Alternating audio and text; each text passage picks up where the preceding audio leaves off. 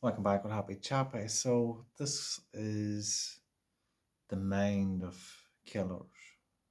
Um, as I've come across a couple who have killed others, but also dived into their mind to understand why. Uh, Before any killings had happened and also after. Um, and so what I found out was by communicating with them was that they were no different than you or I. They just picked to follow the way of the world instead of looking within. That their choices, chasing things outside of them, had created this to happen. And I seen how this could happen with me or with anybody in how we feel about things that's outside of us. And how that if we're attached to it, that stress can rise to a height where we could be capable of doing things that are not seen to be acceptable, like murder. And it's not, as we're here to love one another. But when the world creeps up on us and gets hold of us, we are not in control of who we are and what we are doing. And we must remember all the time that it's down to our choices. If we are not aware of that, then the world is taking control of who we are. And that's what I seen with these individuals. When I would speak to them, I would see that they had hobbies, they had enjoyments. Um, they were no different than you and I. But I would also see pain of the world that had crept up on them had created this to happen into their lives. And obviously they had choice, but their choices drove them down another path of good. And so it's always best to recognize your choices at all time. Not waiting until you're down the line and it's too late to make a choice that is, or too hard to make that choice because you've dived so deep into what you've been doing. And so if we're always aware of who we are and what's the best uh, choice for us in to move forward and who we are and to move forward in all what all is, we must be aware of that choice at all times. And is it beneficial to us? Are we doing something that is good for us? And is that good for us being good for all? Because if it's not, we need to change it to be good for us or leave it in some form or another into some other kind of motion that takes us into something that is best for all, but is also best for us. And what I found in these individuals was when I looked into their mind through how they would act, uh, and why they acted the way they were acting, it was always related to something that was outside of them. And so when it's becoming something outside of them, it's because there's something missing within them. And while that is missing within them, they're outside chasing to find what's missing in here, but it's never out there. And so it becomes too much for within. It, because of what's missing within, is only growing more and more pain by not finding it out here. And so it's like a treasure hunt. You're looking for the treasure, you lose the map, and then you start losing control because the chances is getting slimmer. And now you're getting more frustrated. And the more you look and the more fields that you have, the more frustrated you get. Well, the true treasure is within you. You are the treasure.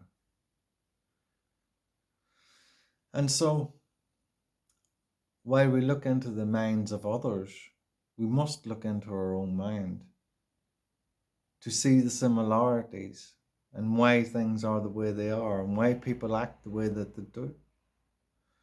Are they responding in the best way for you and for themselves? And if not, then you need to leave that situation, to leave that person, to not be around that person until they correct their own behavior. Or it's only going to take you down in the same path that they are on. And if it doesn't, you're going to have to be consciously aware of yourself 100% of the time, trying to manipulate their being into your way of being, which is taking you away from you because you're trying to manipulate outside of you while holding what's inside of you. And because you're taking yourself outside of you, you start forgetting of who you are. And so then you're misplacing your power outside of you. So you're always best to focus on you in a situation like this and take yourself away from it, where everybody has their own responsibility to look after oneself. And what you do in that time, and what you say, your actions, how you're feeling, is all down to you.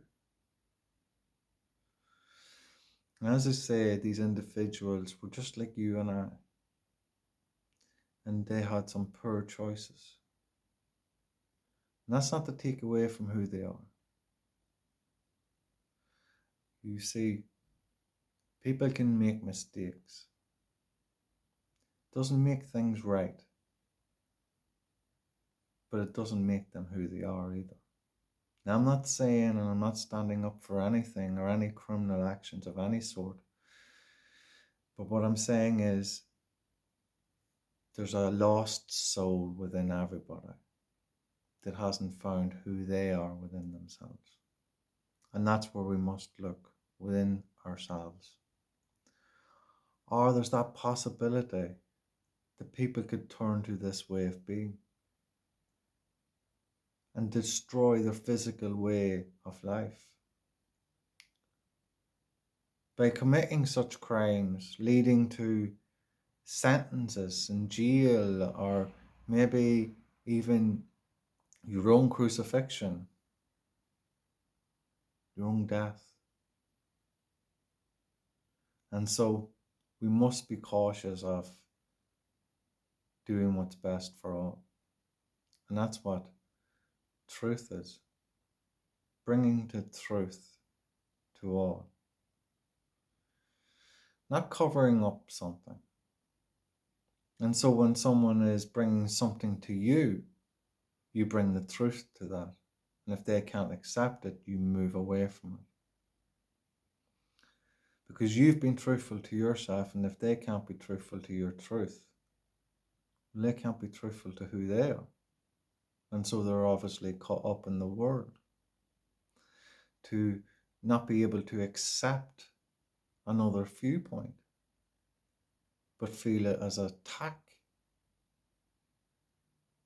And so it's always best that you move on in your choices in what's best for you, because that's what's most important. But always remembering what's best for you must be best for all. Or you're going to be caught up with the world, which means then you're going to be caught in your ego, and you want to have all the money, you want to have the house, you want to have the car, you want all the materials, and so you get lost in it. And to understand that it's already there. but you must have it within here to enjoy it out here. Because you can have it all out here, but not enjoy it in here. Anyway, this is just my view and ways I've looked into people who have been killers, and how I seen their mind. It was no different than anyone else's, and that's how I see all people. I always wondered what it would be like to be in somebody else's mind. How did they see the world and that? And so, because I wanted to know, I needed to look in my own mind to start seeing how I was and how I was being, so I could scan and look at how they were and how the programs were going and interacting with who they are. And I just seen that we are all the same. We all think about certain things and we feel about them certain things. And because we're thinking and feeling about them things, we start reacting to it in certain ways, depending on what we are thinking about and feeling towards them thoughts. And so when I come across, and it doesn't have to be somebody that is being a killer, but I'm just using this as an example, as these are people that I've come across and know of, or know, that are knew of, that it's not just this, it's any action that is on a negative scale, that is taking humanity away from being loving and caring and honest with one another, bringing truth to one another. And that means when somebody is saying something, you just don't agree and carry a smile so you keep them happy. If you don't agree with something, then you be honest and you tell it how it is in your own truth, so they can see it from your point of view. And if they're not accepting your point of view, then you don't need to accept their energy and you move on.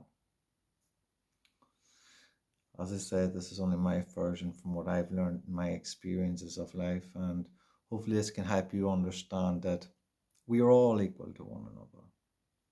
Our actions um, don't make who we are. And there is consequences to every action that we take, which is why we must be responsible to who we are as an individual and who are what our choices are in what's best for all, while also being best for who we are. This is Happy Chopper. Love and peace.